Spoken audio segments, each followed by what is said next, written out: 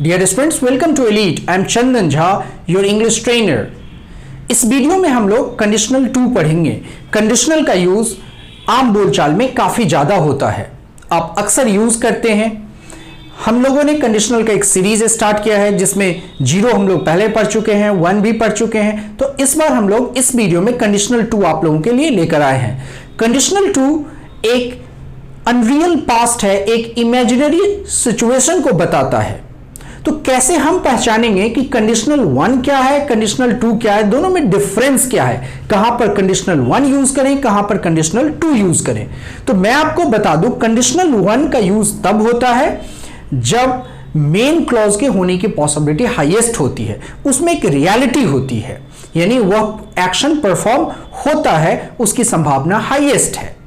वह कोई स्पेकुलेशन नहीं है, आपका इमेजिनेशन नहीं है, बेस्ड ऑन फैक्ट्स है, दिए गए तथ्य के आधार पर है। जैसे अगर मेरे पास समय होगा मैं आपको फोन करूंगा, तो इसकी संभावना है कि मेरे पास समय होगा, मैं आपको फोन करूंगा।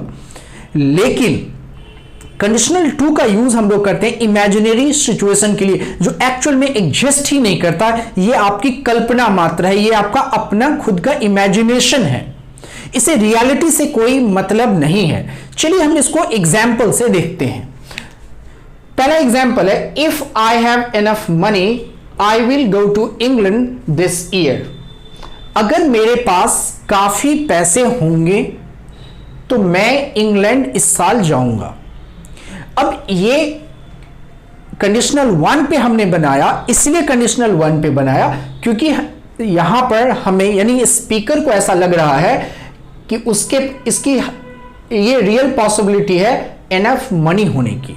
जब स्पीकर ऐसा सोचे कि सेंटेंस में रियल पॉसिबिलिटी है, अगर एक्शन परफॉर्म होने की हाईएस्ट पॉसिबिलिटी है, रियल पॉसिबिलिटी हो, तो उसे हम कंडीशनल 1 से बनाएंगे। इसीलिए इस सेंटेंस को कंडीशनल 1 से हमने बनाया।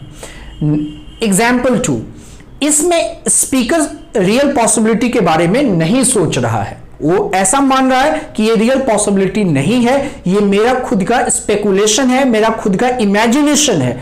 इसीलिए सेकेंड एग्जाम्पल कंडीशनल 2 से बना। क्या है?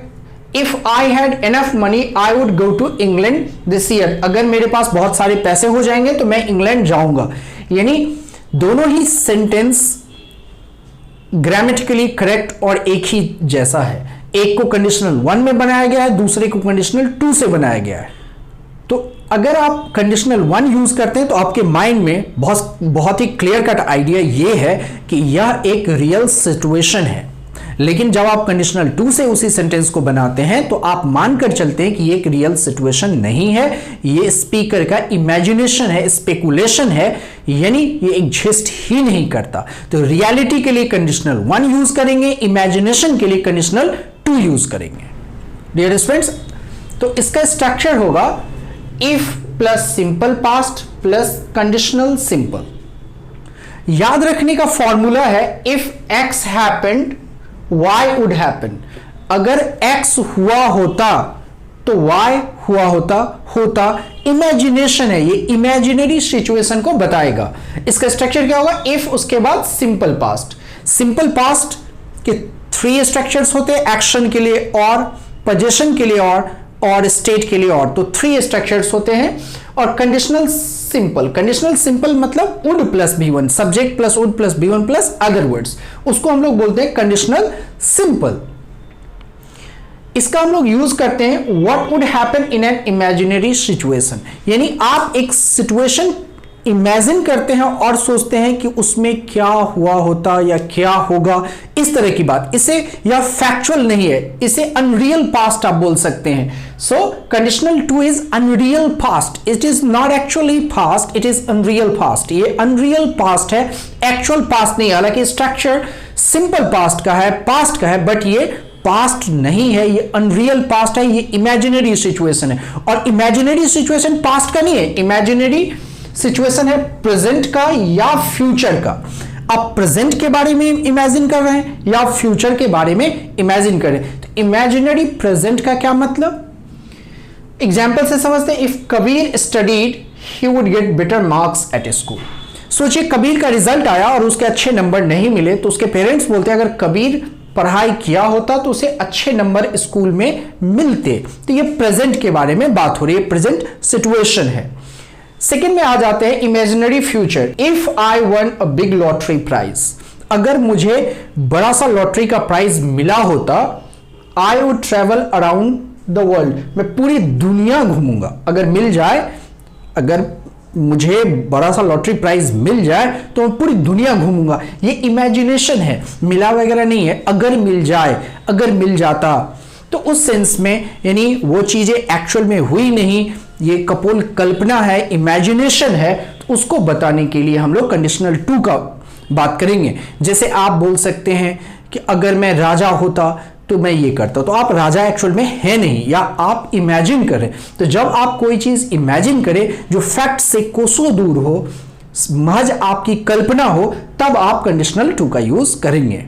डियर स्टूडेंट्स, अब हम लोग कुछ डेली यूज सेंटेंसेस देखते हैं।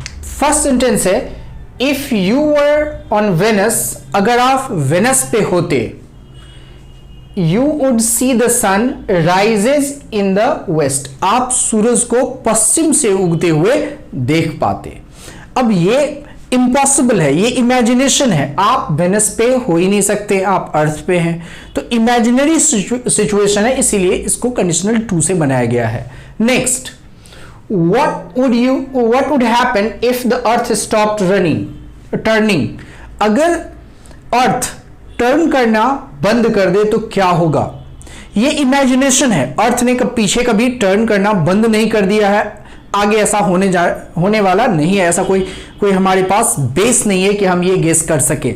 बट क्वेश्चन पूछने के लिए एक इमेजिनरी क्वेश्चन आपसे पूछा जा रहा है कि क्या होगा अगर पृथ्वी घूमना बंद कर दे, टर्न करना बंद कर दे। इसीलिए इसे कंडीशनल टू से बनाया गया है, क्योंकि यह इमेजिनेशन को बताता है। Next, if the earth did not have a moon there won't be any tides, अगर पृथ्वी का कोई अपना चांद नहीं होता, जैसे पृथ्वी का भी चांद है, अगर नहीं होता तो टाइड्स नहीं आते, ज्वार भाटा नहीं होता। तो ये भी इमेजिनेशन है, क्योंकि ऐसा नहीं है कि कल को नहीं होगा चांद है और रहेगा, इसीलिए इसको भी कंडीशनल टू से बनाया गया है। Next example, if I were taller I would be good at basketball, अगर मैं लंबा होता तो अच्छा बास्केटबॉल प्लेयर होता, जबकि अब लंबाई बढ़ नहीं सकती, तब आप इस चीज को बोल रहे हैं, ये भी आपका इमेजिनेशन है, इसलिए कंडीशनल टू में इस सेंटेंस को भी बनाया गया है। Next, if I were you I wouldn't do that, अगर मैं आपकी जगह होता, इसको इंग्लिश में बोलते हैं इफ आई वर यू, अगर मैं आप होता, यानी अगर मैं आपकी जगह होता तो ऐसा नहीं करता। Next, if he were a friend I would invite him to the party this weekend, यानी अगर वह दोस्त होता, जो है नहीं, अगर वह दोस्त होता तो उसे हम इस वीकेंड, जो सैटरडे संडे को वीकेंड बोलते हैं, उसमें जो पार्टी होती उस पर उसे बुलाता, इनवाइट करता। बट वो फ्रेंड है ही नहीं, तो उसे इनवाइट करना ही नहीं है। तो ये इमेजिनरी सिचुएशन है कि मैं आपको बुलाता अगर आप मेरे दोस्त होते। Next, What would you do if you found a wallet in the street? अगर आपको गली में एक वॉलेट मिल जाए, बटुआ मिल जाए, तो आप क्या करोगे। आपको मिला नहीं है, इमेजिनरी सिचुएशन है, इसीलिए इसको भी कंडीशनल टू से बनाया गया है। डियर स्टूडेंट्स, एक बात आपको ध्यान रखने की जरूरत है नोट के रूप में, इसमें हम लोग वर्ड यूज करते हैं, वर्ड विथ इफ क्लॉज। अगर इफ क्लॉज आप में सिंपल पास्ट में आपको वाज भी लिखने की जरूरत होगी, तो आप वाज का यूज नहीं करेंगे, सिर्फ और सिर्फ वर्ड यूज करेंगे स्टेट को बताने के लिए। इफ क्लॉज में हर सब्जेक्ट के साथ वर्ड का यूज होता है। यह था कंडीशनल टू। इस वीडियो में इतना ही। अगर आपको वीडियो पसंद आया हो तो वीडियो को लाइक कीजिए, शेयर कीजिए, चैनल को सब्सक्राइब कीजिए और बेल आइकन को प्रेस कीजिए, ताकि आगे आने वाले वीडियोस का नोटिफिकेशन आपको समय पर मिलता रहे। Thanks for watching, bye bye.